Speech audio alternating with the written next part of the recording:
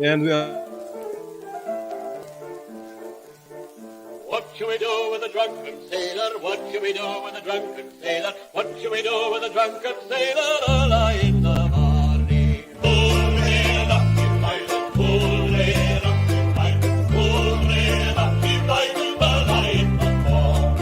Put him in the longboat until he's sober. Put him in the longboat until he's sober. Put him in the longboat until he's sober early in the morning. Hello. Hey, Hello, this is Vitaly, Pasha, and Vladimir. We are once Hel- again back to our hello. Pragmatic Humanists podcast. And today we are talking on metrics and incentives. Hello, guys. How are you doing? Doing I'm great. doing thank you. quite well. My renovation at new home is going well too. Oh, is it Today a we have, project or a product? Does it have an end? I am product owner Oh, right. because Okay. other people make decisions for me. Actually, well, I make some decisions, but all the technical details are on other Mhm. people. Do you Because measure their you performance have somehow? you have to delegate. Right. But do you measure their performance somehow? Do they have metrics? No, actually, they don't have metrics. They have some soft deadlines they set up for themselves Right. because, like, we want to finish this step at this time and this step, and the whole thing we want to finish at start of April or Right. maybe end of March. But these are actually soft deadlines. Do you have a fancy Gantt chart for this project? I don't because I'm not doing project management there. Right. I have a person who manages it for me somehow, but her way to work is actually not building Gantt charts, but to try to find what we can do right now, what is the best possible way to, utilize our resources. So it's really Like, agile for you. more or less agile. Again, as usually in renovation, we should have some plans because we can't do electricity after we will do, all the after we will do all the furniture, Concrete for works. example, Furniture, right. and all Okay. the things. Um, You have step by step, but still you can do one thing in one room and other thing in another room. And mhm. I'm really not a fan of metrics, and it's funny that you asked about it. But Yeah. also, I had a very interesting conversation on metrics with friend of mine just like 3 days ago, Mhm. and it was interesting and in some sense eye-opening. But what do Right. you think? Let me start with a little bit of prep work that I've done.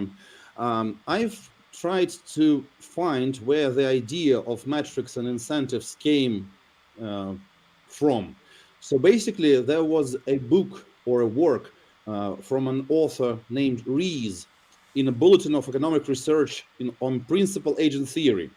So basically, he described the principal agent theory as that you have, let's say investors or the budget owner, someone who has the money, and that person delegates work to the agent, let's say CTO, CEO, whoever, and he or she sets the incentive. You get better pay or more options or more stocks if you double the revenue. So the basic assumption there is that the agent is acting economically rational in his own interests, and which I see wrong. It's actually twofold wrong. First, according to Kahneman work, we humans don't act as rational agents in economical situations. And second, we're not alone, and we're working in teams. And as far as I remember, game theory described that with different experiments, that collaboration would actually benefit more than the strategy of maximizing individual outcome. So I think, and my thesis, that we have a deeply rooted rottenness or falsiness in any system with incentives where people work in teams. What do you think about that? Vladimir? Sounds challenging. So basically, that means that first of all, you don't have a tool to motivate people to achieve particular results. First of all, the second thing is that the question is if you can't motivate a single person, so you do harm actually doing that. Can you motivate the whole team? So can you like find some incentive to make a group of people, a team that working towards some goal. But that's interesting because what I believe, it's not that I know, it's more that I believe, is that there is no proper way of motivating people. It's rather that we can create conditions, an environment, an atmosphere for people own internal motivation to actually guide them to deliver something. So it's like if I have a team of engineers and if I have a great goal, let's say we go to Mars, I create them conditions with rocket fuel, with whatever they want, with all the hardware they need, so that they can design this system. Maybe I can set some constraints too. Let's say that this ship must actually transfer a person still alive to Mars. So I set some constraints, but then they actually are curious enough to create something, to experiment and to create something. That's what I believe in. Maybe I'm wrong. Yeah. Let me be a devil's advocate here. I think that sometimes curious people tend to spend more time on different research than they really need to achieve the goal. And when we are talking about something that expensive as building, I don't know, rocket or anything, it can become really expensive experiment. I mean, it's already millions or I don't know, billions of dollars, and every additional month spent on development of the thing is very expensive, and each experiment is very expensive. And if we will give them almost unlimited freedom for experiments, first thing, we have risks that they will never finish their work. Second risk is it will become too expensive, unpredictably expensive. Yeah, and the next step you make is that, okay, we're not building a rocket, but we're running a company, and we actually owe our employees something, like the salary, because they got families, they need something to eat, and so on. So you need to structure all your enterprise so that it is profitable, right? So you can support all the operation that you make. And in order to do that, you need to calculate, you need to understand how you do all the things. So how much money you can put into the business and how much it will yield. So that's why you need calculations and estimates and some system to control that. But what I think here is that, Pasha, you're absolutely right that we need constraints. So in my ideal world, yes, I'm an idealist of some sort, but in my ideal world, there is a constraint for any experiment, for any research. So if we need to find out what type of product will satisfy, or what type of feature will satisfy the needs of our clients, we can only, let's say, we set a limit for ourselves to spend a week on that. So we go to our customers, we talk to them, and within this week, we reduce the amount of unknown. We just make more rational decisions on what to build. And so in this type of a process constraint, let's say, we are not going to be wasting resources forever. So we're not going to be spending excessive amount of resource. We're just going to say, okay, in 1 week, do we know enough to kind of guess that this implementation of a feature will satisfy the client's needs? And then we go and do it. And so this is all about incentive. We started with incentives and motivation. So what I think that setting constraints and providing people a way to satisfy their curiosity in research and development, I think that should be enough to run a successful business. But again, I'm not a businessman of some sort of anyway. It's an interesting thing that you basically your two theses conflict with each other. First thing, you say that people are not rational. Second thing you say is, somehow my image is stuck, right? Yes. Okay, I'm sorry for that. That's so right. yeah, second thing you say that we will make a rational decision, which will set I don't know, some rational limits on what people should do. And I'm not really sure if it will work, because you most probably will have at least one very curious engineer who will always say that I can see a way to make it better. And he will research this way, and he will spend I'm sorry for that. They will spend their resources, they will spend your resources and your time just researching. And basically, usually that's fine if you have some huge team. You can allow yourself, you can afford to have such engineers and maybe Researchers, yeah. even many of them. But if you have relatively small team, it may be too expensive for you, and that's I'm still not talking about metrics, because metrics is a separate task. But still, maybe we should set up some, I don't know, deadlines. I don't like deadlines, to be honest, but deadlines work well in terms of motivation. They should increase motivation somehow. Motivation of not to not work abstractly, but motivation to reach the goal. Of course, we should not punish people for breaking that deadlines or anything, but sometimes deadlines just help to organize your time. I To think you're talking understand about that Parkinson's law, right? Something like that. The work will always expand to the amount of time allowed for it. Yeah. But yeah, that, and I and think if you that, say that we don't have any deadlines, then you're basically saying that work will be done Will in not be some done. positive Yeah. infinity. I'm not talking about that particularly. I'm saying that the team, I think, might be able to agree on constraints in terms of time. And I like the word constraint because it's a balance of information obtained and the time spent. So if in a week time we get kind of enough information to proceed, then this is our deadline. We got the enough information. So we don't set deadline in advance, but we say, okay, in a week time, let's review how much information we've got. If it's enough, let's cut the research, let's stop the research, let's proceed to development. And so with that, I think we should be able to avoid all the negative social dynamics of, oh, you didn't do that on time, oh, you're a bastard, or you're slow, etc., etc.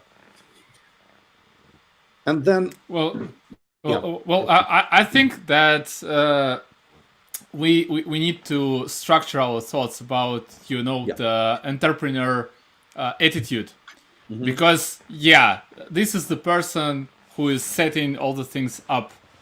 However, he's responsible to himself to know what are his limits, right, or her limits, because of course you can gather some people in a team and say, hey, I think that this business idea will work, but we need some research and so on. But our pockets are not infinite, right? So we know already in advance how much resources we can spend on a particular thing and say, hey, this is too much. So we're not doing that for $1 million, but if we can do in like 20,000, we can do it. So we have the limits naturally. And those limits, I believe in transparency. So if you gather a group of people working for you, so you need to be transparent so that the resources is limited. So here's our time or money budget. So do you agree to work under those circumstances? Do you believe we can do it? And so on. So if it works that way, that's fine. I think it's fair. Yeah, I think it's fair. I think your point on transparency is actually really fair. I've also heard this. I've read a book called Meltdown. I loved it a lot. It's about, I think it was a sociologist who wrote about socio-technical systems. So he wrote that complicated systems performance increases when you provide more transparency, which makes perfect sense. You can't make a complex system simple by any other mean. You can just increase transparency. So yeah, I love this idea of yours to provide information like why we have this constraint, and it might be even considered a deadline. Yeah, so if we can't figure out by the end of the week, having spent $20,000 on this research, that if this feature is viable or not, well, cut it. We don't need it then. But this is like we talk more of motivation now. So I think we kind of agreed that if there are proper constraints, we call it a deadline or research budget or whatever, then people should enjoy their curiosity to create some value. No? In a perfect world, Yeah. it's a major thing. In a perfect Mhm. world, we Yeah. wanna hire only people who are curious Yeah. and I don't know, they have enough motivation to just do things. Mhm. Well, I mean, in this perfect world, it would be enough. And Yeah. actually, I had an honor to work in such teams where people are self-motivated and they don't need. Uh, it's a basis of many things I think about management right now, Mhm. because people with which I worked, they didn't need anything. They needed, they needed something like a description of goal and some okay, let's call it time constraint Yeah. to understand if they can do it or they can't. And if they can, they just will start doing it. If they believe they can't fulfill this constraint, they will discuss with any, I don't know, person responsible what can be changed. I don't know, move the time constraint, change the scope or anything. And they all were fans of doing a huge task, like give Right. me a task for a month. I will do it in a month. I know that I need a month to perform this task. Just don't ask me every day about The how is progress. my, Yeah. my task going. I'm doing it. And after the month, you will come to me and I will give it to you ready, tested, working, and so on. But don't you think that if we have an ideal world image in our minds, we can then figure out what prevents us in our current situation, in our current context, from achieving these ideal conditions?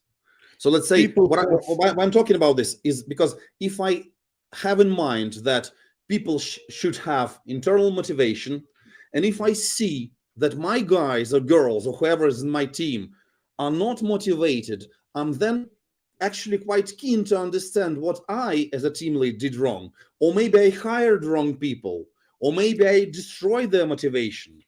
But I believe that sometimes you don't have a choice but hiring wrong people, actually, You mean because in terms of organizational structure?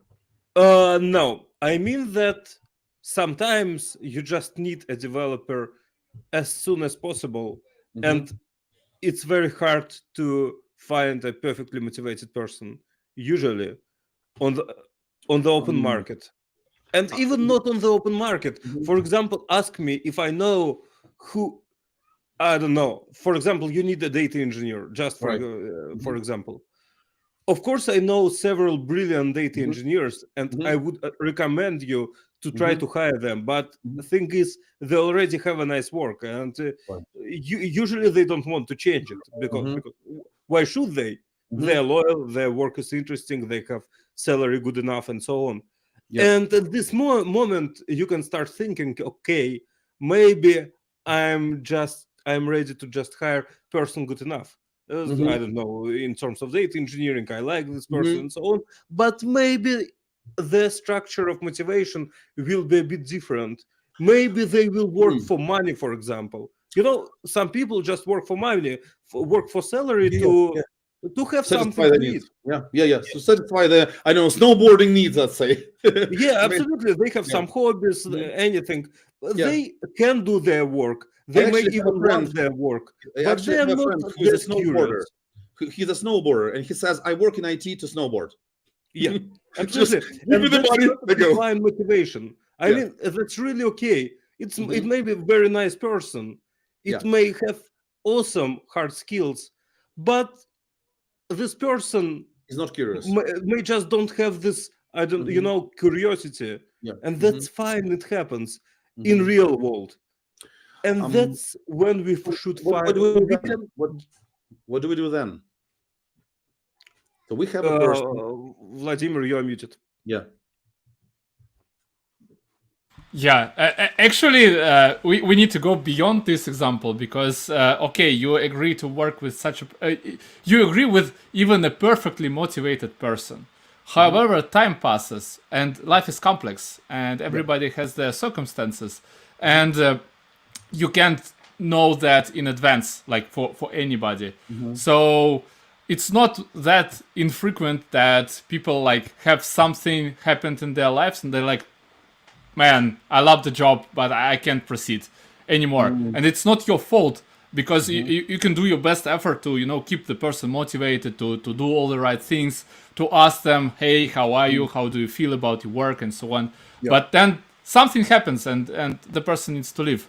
And like you, the only thing you may do is to account for that risk of the person leaving your company, and to make something to do that less expensive. That's it. But again, if we come back to the idea of incentives or motivation, like incentives or metrics, I don't think that any incentive can help here. What do you reckon? So if I have this person who only works, let's say, for money, what's going to happen if I add a money kind of incentive, a bonus structure, let's say, an individual bonus structure? I think that might hurt the team even more than the outcome that I get from this person trying to earn more. Volodya, Vladimir, you muted. Yeah. It depends on how do you measure the success and what is the condition for this additional bonus. Because, for example, for team lead or any managerial position, you can say the success of your team is your success. So your goal is to set the people work for success, then you get the bonus. But if it's broken, if the metrics, your KPI for this bonus is like, make the, I don't know, make the sales up 30%, then you make all the crazy things that you can imagine, because those stories from big American banks where sales managers, they were selling the cards to their own employees in order just to get the number. So nothing. Nothing matters, just the KPI. So yeah, that's actually the Goodhart's law. The thumbnail for this talk was this quote, that whenever you have an objective measured, people will start gaming it. That's another problem. Yes, and you, Vladimir, were really, really right about saying that it depends on how you structure the bonus, on how you actually propose. Yeah, Pash, go ahead. Please finish, and then I will. I was just gonna say that I think my idea is that whenever you add competition-like conditions to a team, wherever people know or understand or feel that they might get more by doing something on their own rather than in the team, things will go south. That's for sure. Yeah, what I think, my 2 cents here, you said that potentially we could give people, I don't know, more money for them to do better snowboarding, but actually it may be not the case. Maybe they're satisfied with what they have.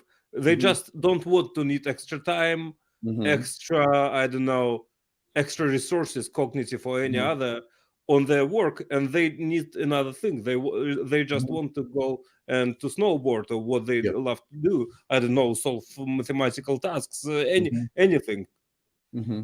What really worries me here as well is that I feel, and I think I know, that people are quite irrational, and that means that whenever you have a system where certain behavior is like given that people get a bonus for a certain behavior, they will burn out, or they will just change their behavior. They will follow the path that you created in your system. And I think that it's a manager's duty to understand what group dynamics they toggle or provoke with the design of their systems, with the process and everything. And that's what I particularly dislike in most chats that I sit in, team lead chats and team lead communities, where people start their team lead profession, when they just join the team lead profession, with questions like, how do I measure performance? How do I measure individual, of course, performance? Because the new team lead wants to give a bonus to the best guy or girl in the team and to fire the worst. And I think that this problem is severely reinforced by huge companies. I think it was Netflix or some other company which fires 10% of low performers every year. Or was it Netflix or maybe some other company? I'm not sure. It could be Amazon. Netflix. Mhm. Netflix is famous for its, I don't know, blaming culture. Yeah. And I mean they're proud of it, and it has its bonuses Mhm. because well, it's fully transparent, and Mm. what they basically say is that if you don't know why this person works for you, Mhm. then maybe you should fire this person. Mm. And this is a reasonable, I believe, thing to say actually, because if you, it's not about performance, Mhm. it's what I like to say, if you don't Mhm. like to work with person, you maybe Don't should know. fire Yeah. this Yeah. person. It's absolutely subjective thing. There are no any metrics. Models. There are no models. There is Yeah. no any moral. There are Mhm. no any metrics. There are no any rational reasons. If you Yeah. don't know why do we work with this person, just fire it. And Uh, it sounds reasonable in mhm. some sense. Of course, it may sound unethical or Mhm. unfair or something else, Mhm. but it's just a part of culture. If it works for you, just try.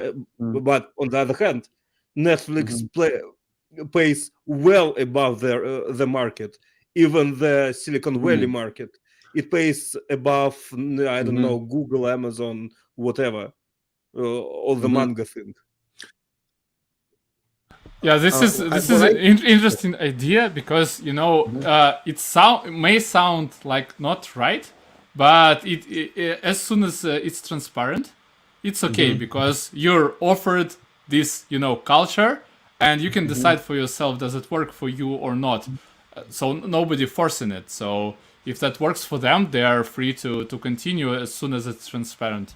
You know What what I I like particularly about like, what I particularly like in what you're saying, Pasha, is that there is no way to model how a person. I think there is no way to model how a person influences the team result, like in terms of percentage or units or whatever. There is no such way. So our team leads work with people is more of like expectations management. If you, Vasily, let's say, or Pasha, or whoever, or Vladimir, don't like how I work with you, and we agreed that I should work in this way, and I don't satisfy you this result, the condition, then fine, we should go apart. I think that I like this idea a lot because I think it's like a criterion of an unexperienced team lead who wants to justify his decisions or her decisions with numbers. yeah, but it's not team leads to blame actually. Of They course, just hear this cliche yeah. about if you can't measure anything, Mhm. something you can't manage it. Yeah. It's I just don't believe it's truth in development. We It's actually actually don't wrong. can't It's measure wrong quote. anything realistic. But Pasha, you what know I it's a wrong think, quote. It excuse me. is a wrong quote. Deming, it is supposed that Deming said that, but it's actually not true. It was quite the opposite. So the wrong quote got famous. Yeah. What is the right quote? Uh, there is something like a very opposite meaning that almost like there are things which are unmeasurable and you still have to control and manage them. Well, okay, I'm waiting for source of the real citation. I will Mhm. send Yeah, it I to will. I'll find everybody it. Yeah. Mhm. when I will hear this Mhm. thing about if you can't measure, you can't Mhm. manage.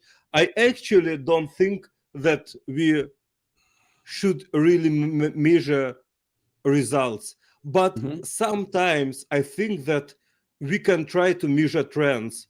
For example, Mm. we with you together can set up, I don't know, together is a very important word, some goal you are trying to achieve, I don't know, Mhm. next quarter. Mhm. And then we are looking at how successful you were in you was in achievement. And not, I don't know, 100% achievement is fine. We just should see that you are trying, Mm. like you're doing your best to But achieve don't it. you think that this structure of incentive or goal setting will force me or provoke me to abandon all other work rather than this one that is focused towards the goal? I think it just should not be too hard. You should be able to come to me and say, okay, Pasha, I can see that right now I don't have motivation to do something. Like I don't want to post to write blog posts, but I wanna, I don't know, record videos or anything, do webinars, what I like. And then we set up a new goal. We remove those. If we both think that it makes sense, we remove the old one or change the old one and adding a new one. So it's more of alignment, right? Yeah. And here we need to talk about objectives and key results. Yeah. So what you guys are speaking about is very similar to the conception of OKRs actually. Yeah. So the idea is the following. So you have some time span, let's say 3 months or a year, not more, not actually less, but something like a quarter or a year. And you set the very high level goals. So it's not like it depends on the organization, of course. Let's just an example. Yeah. For example, for a team, let's say we need to improve our ability to deploy software, like I don't know, by 50% or whatever. Something like a broad. So it's not a task. It's not something you can just go and do, but some goal that requires the combined effort of the team. And you say, okay, we agree to work towards that goal, and we need to improve our, I don't know, delivery pipeline, like shrinking the time to market or whatever, like for example, average build time, like to reduce it and so on. So and then you split it into the key results. So for example, if we improve the time, the pipeline in general, so we say, okay, we're reducing build time by X%. We're reducing the time from commit to production by X%. We're removing, I don't know, we're doing code reviews much faster, or we don't do them. Okay, so we have some key results. And then you work on them and you iterate like each month and each quarter and review those and say that, okay, so what we're doing is actually giving us the progress toward the right direction. Or no, we're doing the wrong thing, so let's switch and do other things, just that we're working toward maybe the key result was wrong, or maybe the objective was wrong. It's fine. But so why do we let's need review key them. results here? Why do we need key results here? So let's say this improvement of delivery pipeline. So we aligned as a team with management that we're going to improve our delivery pipeline. Why do we need specific key results? Yeah, because we need to agree what it actually means, right? In advance. So, okay. So everybody can understand the improvement by themselves. So developers can say, hey, it was more convenient to commit, for example, but actually the time to market increased instead of decreased. So let's align on what this improvement means. Yeah, and what I wanted to add on top of that is actually we always have some objectives, but OKR can potentially help us all together understand what are possible ways to achieve these objectives. As Vladimir said, okay, improving CI/CD cycle or time to market is very, very, very broad term. What if I don't know what I can do to improve it? And the question here is: should we really define it in a measurable way? That's my question. Yeah, it should not be measured like as an objective, right? But you need to measure the key results. So you find some indication points that you think represent the movement toward the goal, towards the objective, and measure that's my problem those things. here. Sorry? That's my problem here. That's what I can't understand. So if we want, so let's say if the broad goal is to be able to deliver value to the client quicker, faster. So like, let's say idea comes Monday and Wednesday or Thursday, it's delivered to client if it was small. Why do we need to actually pinpoint specific synthetic key results? Because maybe our delivery pipeline was slow because the product manager was bringing too much shit. I'm sorry. So maybe we can just cut his stuff twice and our pipeline will be faster, twice faster. Perfect. So that's why. Well, you don't write the key results right away for the objective. You actually gather all the group, all the team, and brainstorm them together. So you discuss, you brainstorm, you suggest the ideas, and you choose what should help you to achieve the goal and what should not. So that's perfectly fine. Yeah, maybe the problem there, and if we cut the task in half, we will achieve. We will be closer to our goal. So that's fine. So You know you're what I like saying that about it's not a forced incentive. It's so the incentive is not forced upon me as a team member. Yes, Yeah, yes, it's not definitely. enforced, it's agreed. And what I like about it is that it's in perfect world, it should be flexible. For example, your manager should see that, okay, you decided, you together decided that you can improve your, I don't know, build time by 50%, cut this time by 50%. But month left, and you just feel that you won't be achieve this result. It's just not achievable. You optimized everything you could. You can just change this I don't know, metrics. And you could have improved it 5%. Maybe it's the upper limit what we can do, and then you just change it to 5%. You can still work. Yeah, and another example is that imagine you're running a blog and you're like, I want to increase the number of my subscribers up to 1,000 people. And you say, okay, how can I do that? Well, I will write the posts on this and on that. And also I will do, I don't know, some marketing campaigns. And also I will do these things and these things. And you may achieve the key result, but see that they don't simply work. So you started to write a blog post on some topics, but nobody is interested in that, and the follower number is not increasing. Well, okay, that doesn't work. Another key result. So that's why you review and iterate and so on. So can I summarize it? So you are talking about the system. I don't think that's the OKR that I've read from Google, but you're talking about the system where it is a process of alignment of goals and then brainstorming how we can achieve those goals and alignment on that and reviewing them in a certain amount of time. To be honest, I think that process at Google, OKR process at Google is just broken because they have very broad. Well, you are not being reviewed by your manager, actually. Some third-party people, okay, relatively third-party. I mean, they don't work with you. They don't know what you did to achieve your goal. They don't know anything. But Google has very, very interesting thing in the OKR concept too. They say that OKR should be cascaded, and that's a very interesting concept. And I believe it's very correct. Like our company has some top-level goals. We try to split our goals by departments. Which department can do what to achieve any of these goals or some of these goals?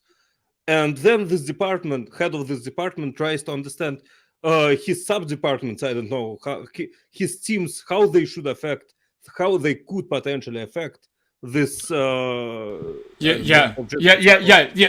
examples that are given is that, like, for example, you have a company doing some, I don't know, electronic products, doesn't matter, and they say, okay, our objective, one of our objectives for the next year is to become the first, I don't know, the best supplier of such devices.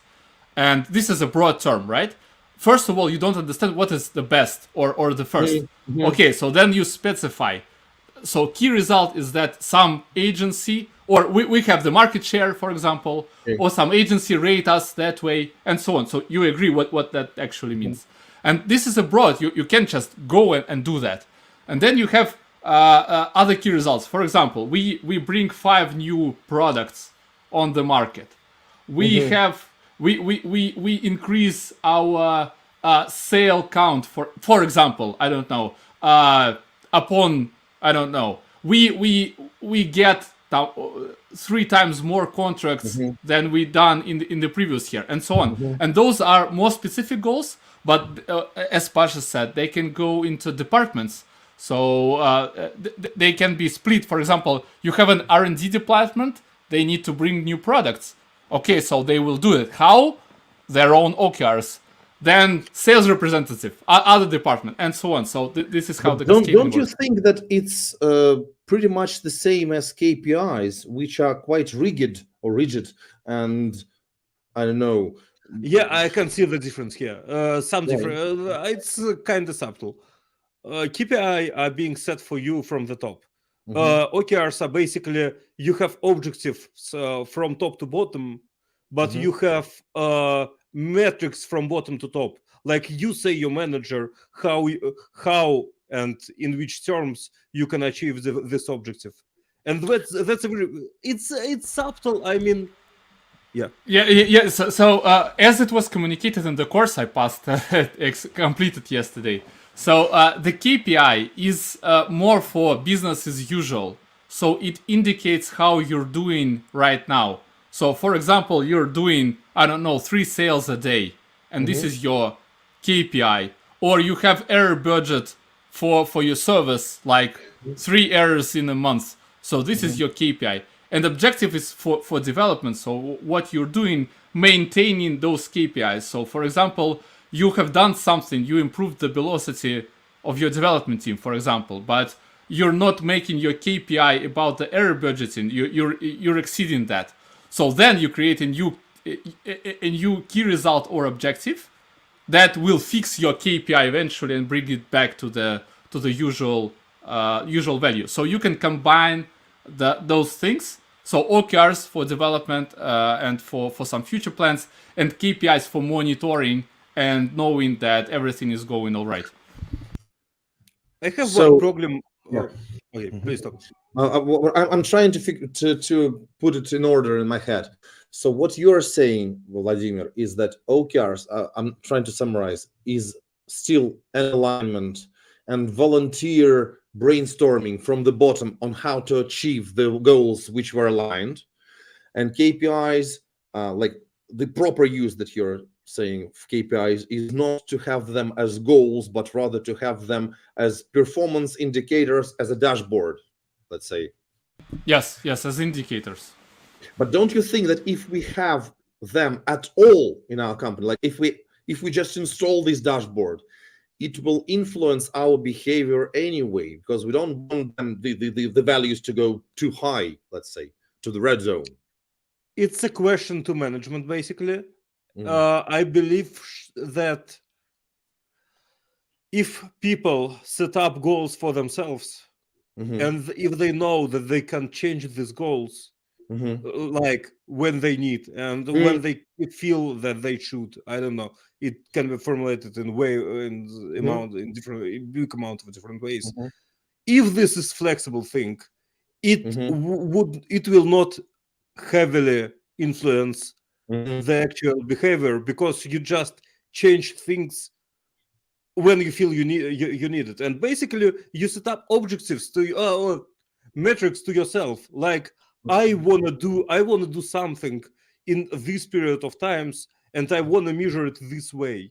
But if you are able to change it at any point of time, why do you need this artifact at all? Like if you're free to go wherever you feel professionally you should go, just go there.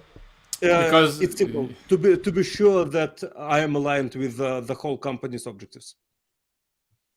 Like I do not do. So what happens if I change my goal right now? Will the company adopt to my change?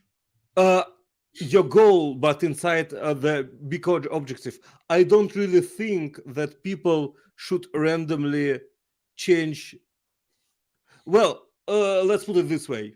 I don't really think that you should do snowboarding at work.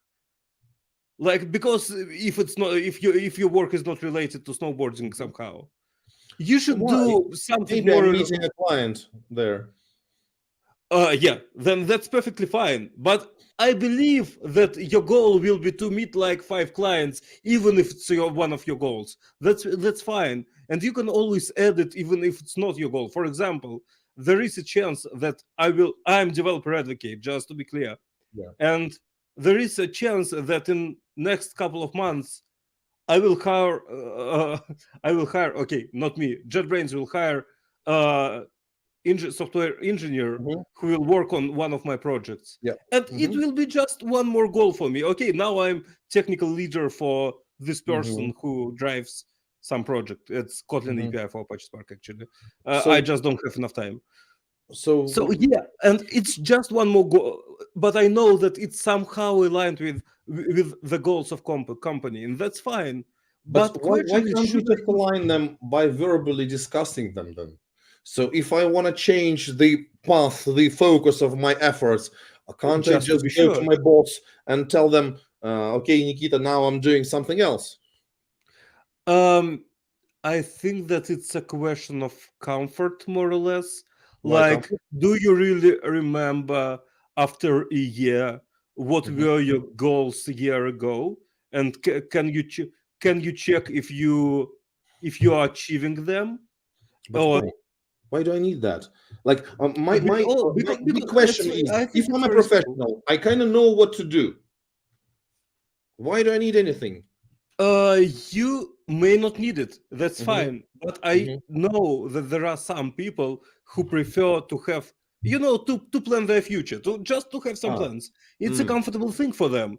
They like planning. I know people who have all the schedule filled for next 3 weeks because it's the way they live. They don't do ad hoc decisions. They feel that their life is not comfortable, is not structured enough, and they just don't make, they just don't want these ad hoc decisions. So what you're saying is that for some people it's harder to adopt quickly and to have no goals, let's say no setup goals. Yeah. So for some people it's easier to have them listed. Yeah. And okay, to be honest, I didn't ever see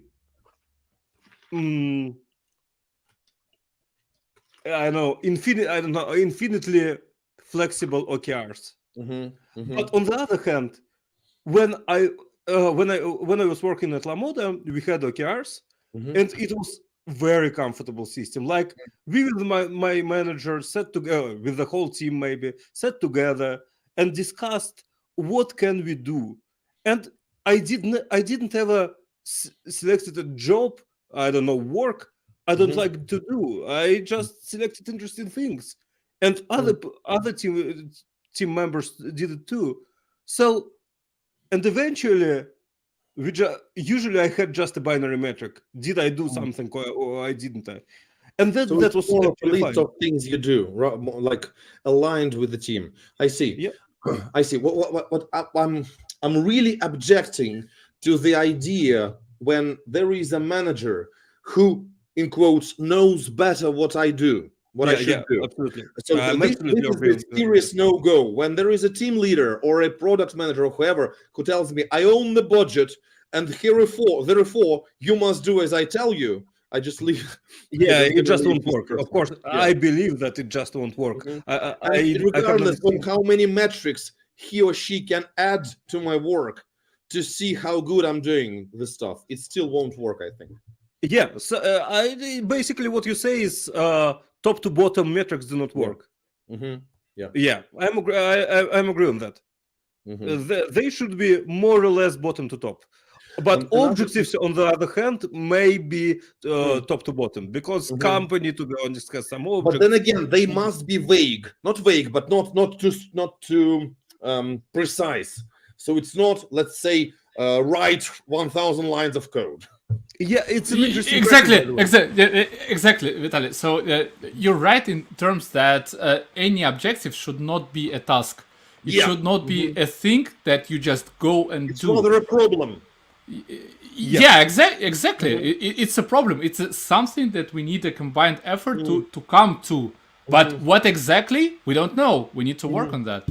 I have some interesting question here. It's very I'm sorry that my camera doesn't work again somehow. Yeah, so let's say we have a sales department. It's a usual thing in many companies. And they how do we understand? Do we really? We know that this sales department brings us a lot of money, and that's I don't fine. agree. I don't agree with that. It's not Okay. sales department. It's our whole company. Yeah. Imagine that you have So box it's not product an that you just accountant sell. who gives me money. It's the company who pays me money. It's not the sales department who brings the money. It's the company. I don't completely agree. Why? For example, we have Microsoft Office. I don't know, 2003, for example, very old version, but still loved by many people. Yeah. You can really sell this Microsoft Office 2003 and just get money of it. You don't have any development there. You don't have any support there. You just sell it. It's already there. It is already there. So you're not selling something which is not which does not exist. You're selling something that's been developed. So Yeah. you are getting money from clients in return of a good, of a value that's already created. Yeah, but I mean that at some point, other departments stop becoming involved in bringing money by this way. It's only on sales, actually. Well, maybe sales and marketing, but it strongly depends on your company structure. Who is responsible for what? If you are selling, for example, I don't know, some software product, it may really be just be your cash flow without development. Yeah, but again, so sales department cannot exist without any other with no other departments. So they only can sell something which they have, either the product or the license. Okay. Let's agree on that, just for the sake of discussion. And then you know that if people buy from sales department, not from the company, because it's sales people who do sales. We know we just want somehow increase, I don't know, profit from them. And actually, you don't have much choice what you should do. You can increase headcount of sales department, or you can force people work better, or two things together. I'm sorry to say that. Or you can teach them, or you can make them speak more to the developers, Yes. or find the ways that they speak more to the customers and find out what they actually need. So there are plenty of things that you may work on just for the objective of increasing the sales. Yeah, absolutely. But I mean that basically it's only two ways: hiring more people or making salespeople selling more.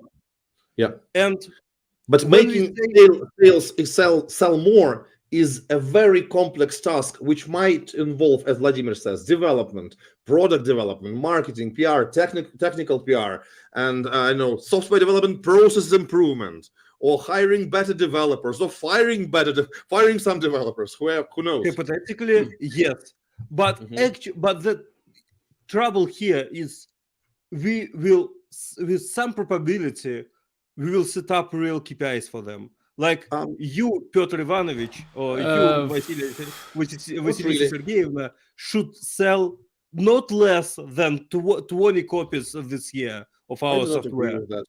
I do not agree. And also ThoughtWorks, you know ThoughtWorks company? Of course. Yeah. They actually abandoned the practice of setting KPIs for sales, I think 5 years ago. And they're doing really well. Because they believe in good heart law. They believe that if salespeople are naturally motivated, internally motivated to provide better value for the clients, they will, as Vladimir said, let's say, talk better to developers rather than focus their efforts on actually selling something. You know, I had this very interesting example of the pin, the scrap, this thing in Microsoft Office, the toy. I think I've heard that overall development budget was more than $1 billion of this thing, of this assistant, and actually no one needed it. So why? I used it. I loved it. I used it. But Microsoft ran the stats. They ran the statistics on the usage, and they cut it. It was subtle, because the percentage was really low. So it seems that salespersons were actually trying to sell what they have without improving the product. And this lack of improvement, so the amount of money, the total cost of ownership of this feature was $1 billion. So Microsoft lost $1 billion because sales had KPIs. I think one of the reasons was because sales had KPIs. They didn't have the focus of the effort set to work closer with development. If they had, there will be no such assistant. Yeah, that's why some of the objectives should be like company-wide, Yeah. and they should be worked together upon. Because you don't structure your OKRs just around the departments on separate teams, but some of the departments are combined effort. So how can we work together to achieve this goal? And then if you and when you have those working together, you're going to the goal, not against them. So yeah, this is working collaboration. Yeah, exactly. So this is how they are meant to be, and that's why people are abusing them. So they're doing that wrong, and they set up separate goals, thinking that if they achieve separate goals, they will achieve one thing. But it's not the case in a majority of the ways. So you need to really be clever around your goal setting and so on. I think there was some thesis there that if we compose a team, any team of intellectual labor, to provide some result, then the outcome of the team is more than it would be an outcome of each individual person combined. This is a definition of the team. Yeah. Yeah, exactly. So that if we think of a set of teams in the same way, it means that we shouldn't have individual KPIs for the team, but we should rather provoke or encourage collaboration of teams, because they are like in these units as well. Yeah, I think it's the best times to summarize what we found during today's very interesting conversation. I agree. First thing is we believe that KPIs from top to bottom don't usually work. They don't really work. Second thing, we believe that self-motivated people usually don't need some real numbers they should achieve. Third thing is goals may be set from top to bottom, but ways to measure achievement of the goals should not be set from top to bottom, and usually they should be set from bottom to top. Am I correct? I think so. And I would also add, my viewpoint here is that if you are new to managerial position, try to understand that socio-technical systems they combine humans and computers and software and everything. And humans are the most complicated parts of this system. And there is no way to measure the individual performance properly, because you combine people in teams. So don't try to do that. Rather think of how you can improve the overall conditions or atmosphere or processes in the team so that the performance is better. Yeah, Vladimir just posted very fine link that Central Bank just posted very interesting actually article on why should we prohibit cryptocurrencies in Russia. And now there is an article that they could publish this article last year to achieve a yearly bonus. It's because a KPI for marketing, so for social mentioning. So that's brilliant. Citation index, it's the real thing. They need a citation index, high citation index, and they maybe they just achieved it like in one report. They just did it. It's very funny because setting KPI from top to top. Sorry. I need to go. Looks like some of us need to go. Thank you, folks, very much. It was It was a nice talk. Yeah, that was great. Thank you very much. Next time, somewhere. Subscribe on YouTube. Yes, please. Bye, guys. Well, bye.